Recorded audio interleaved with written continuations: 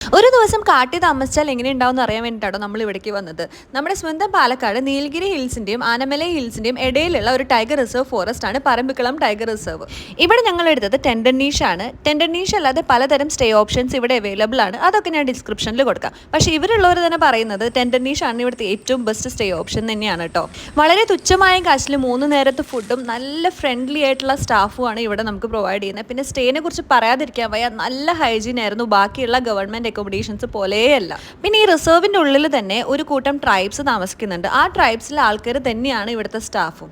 ഇത്രയും വെൽക്കമിങ് ആയിട്ട് നമ്മൾ അത്രയും ഭംഗിയോടെ ആ സ്ഥലം സൂക്ഷിച്ചത് സത്യം പറഞ്ഞാൽ എനിക്ക് തന്നെ തോന്നി ഇത്രയും വൃത്തിയുള്ള സ്ഥലം നമ്മുടെ നാട്ടിലുണ്ടോ എന്നുള്ളത്. അതേപോലെ ക്ലീനും അവർ ആ ഒരു എന്താ പറയുക നേച്ചറിൻ്റെ കൂടെ കോഎക്സിസ്റ്റ് ചെയ്യാന്നൊക്കെ പറയില്ലേ. അപ്പോൾ ടെൻഡർ നീഷ് എടുത്തവർക്ക് മാത്രം ഉച്ചയ്ക്ക് 2:30 തൊട്ട് രാത്രി 8 മണി വരെ ഇവരുടെ വണ്ടിയിൽ നമ്മൾ ട്രെക്കിങ്ങിന് കൊണ്ടുപോകും. അപ്പോൾ നമുക്ക് കുറേ അനിമൽസിനെ സ്പോട്ട് ചെയ്യാൻ പറ്റും. പിന്നെ അവരുടേതായ ട്രൈബൽ ഡാൻസ്, അങ്ങനെ പല കാര്യങ്ങളും നമുക്ക് അവരുടെ കൂടെ എക്സ്പീരിയൻസ് ചെയ്യാൻ പറ്റിയ ഒരു പാക്കേജ് ആയിരുന്നു കേട്ടോ അത്. നേച്ചർ ആസ്വദിച്ചതിൻ്റെ കൂടെ തന്നെ നമുക്ക് കുറേ സ്ട്രേഞ്ചേഴ്സ് ആയിട്ട് ഒരു കണക്ഷൻ വെക്കാനും അവരുടെ കഥകൾ അറിയാനും അവരുടെ കൂടെ ഒരു ദിവസം സ്പെൻഡ് ചെയ്യാനും കിട്ടിയ ഒരു എക്സ്പീരിയൻസ് എനിക്ക് ഭയങ്കര ഇഷ്ടപ്പെട്ടോ. പിന്നെ ടെൻഡർ നീഷ് എടുത്തവർക്ക് മാത്രമല്ല എല്ലാവർക്കും ട്രെക്കിംഗ് ഉണ്ട്. പക്ഷെ ടെൻഡർ നീഷവർക്ക് മാത്രമാണ് രാത്രി തിരിച്ചു വരുന്ന ഒരു ഓപ്ഷൻ ഉള്ളത്. അതുകൊണ്ടാണ് ഞാൻ അങ്ങനെ പറഞ്ഞത്. പൊതുവേ ചെക്ക് ഇൻ ചെയ്ത് കഴിഞ്ഞാൽ ഒരു ഹോട്ടലിലോ റിസോർട്ടിലോ പിന്നെ എന്ത് ചെയ്യുന്ന അറിയാതെ ഇരിപ്പാണ്. പക്ഷെ ഇവിടെ അങ്ങനെയല്ല. ചെക്ക് ഇൻ ചെയ്തതും നമ്മൾ ട്രെക്കിങ്ങിന് കൊണ്ടുപോയി രാത്രിയായപ്പോൾ തിരിച്ചു വന്നു. നല്ല അടിപൊളി ഹോംലി ഫുഡ് കഴിച്ച് ഉറങ്ങി എണീറ്റ് പിറ്റേ ദിവസം രാവിലെ 6:30 കഴിഞ്ഞിട്ട് നമ്മൾ കാട്ടിക്കൂടെ ട്രെക്കിങ്ങിന് പോകാൻ കേട്ടോ. ഈ പ്രാവശ്യം വണ്ടിയില്ല.